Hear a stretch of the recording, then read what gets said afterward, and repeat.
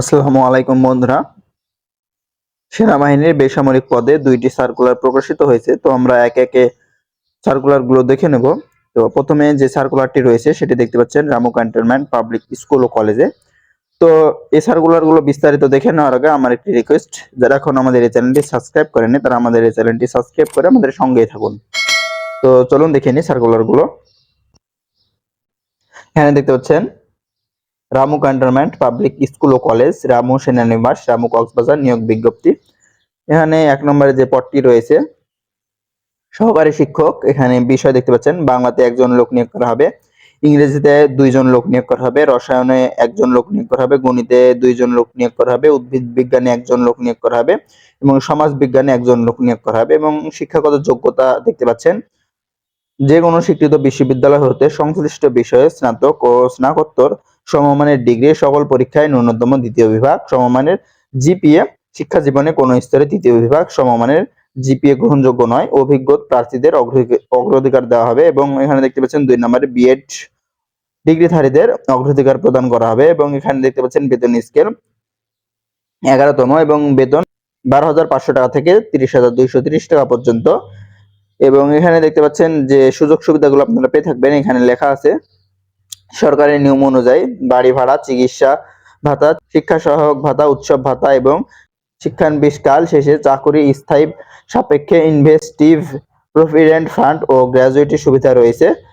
এবং ২ নম্বরের যে পদটি রয়েছে দেখতে পাচ্ছেন অফিস সুপার, এখানে একজন লোক নিয়োগ করা হবে। এবং এখানে দেখতে পাচ্ছেন শিক্ষাগত যোগ্যতার প্রয়োজন হবে যে কোনো স্বীকৃত বিশ্ববিদ্যালয় হতে স্নাতক ডিগ্রি, অবসরপ্রাপ্ত সামরিক নন কমিশনড অফিসার, কম্পিউটার বিষয়ে অভিজ্ঞতা ও দক্ষতা থাকতে হবে। এবং এখানে গ্রেড ১২তম এবং ১১,৩০০ টাকা থেকে ২৭,৩০০ টাকা পর্যন্ত বেতন পেয়ে থাকবেন।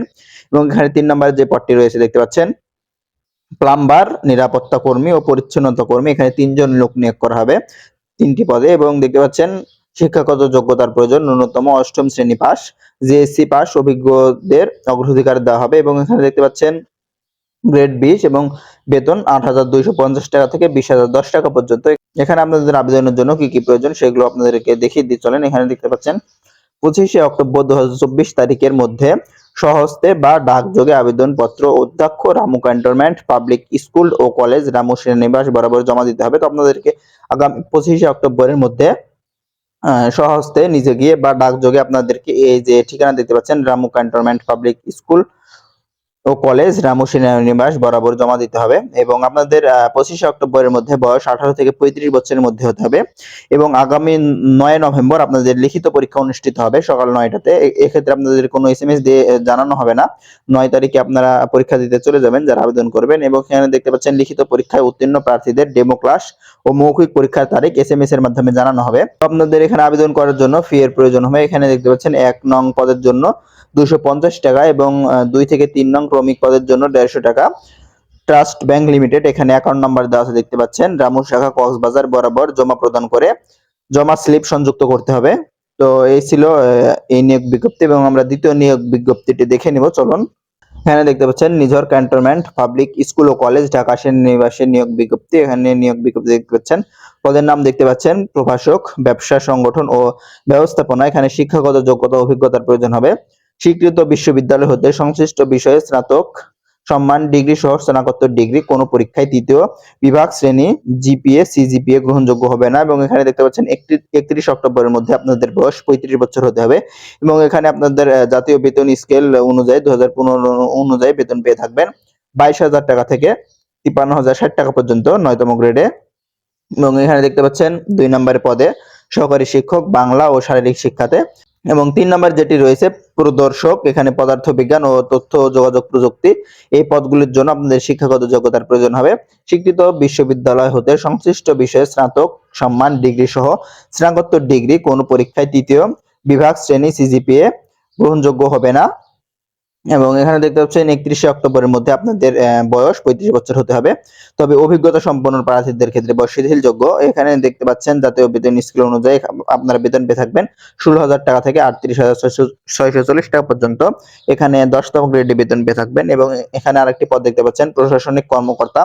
এখানে শিক্ষাগত যোগ্যতার প্রয়োজন হবে স্বীকৃত বিশ্ববিদ্যালয় হতে স্নাতক ডিগ্রি সহ স্নাতকোত্তর ডিগ্রি কোনো পরীক্ষায় ৩য় বিভাগ শ্রেণী জিপিএ সিজিপিএ গ্রহণযোগ্য হবে না। 31শে অক্টোবরের মধ্যে আপনাদের বয়স 35 বছর হতে হবে এবং এখানে বেতন দেখতে পাচ্ছেন 16,000 টাকা থেকে 38,640 টাকা পর্যন্ত, গ্রেড 10তম। এবং এখানে দেখতে পাচ্ছেন ল্যাব অ্যাটেন্ডেন্ট পদার্থবিজ্ঞান এবং বিজ্ঞান বিভাগ হতে এইচএসসি সমমান পরীক্ষায় উত্তীর্ণ কোনো পরীক্ষায় ৩য় বিভাগ শ্রেণী জিপিএ গ্রহণযোগ্য হবে না এবং 31 অক্টোবরের মধ্যে 35 বছর হতে হবে এবং বেতন স্কেল আপনাদের দেখতে পাচ্ছেন 8,500 টাকা থেকে 20,570 টাকা পর্যন্ত।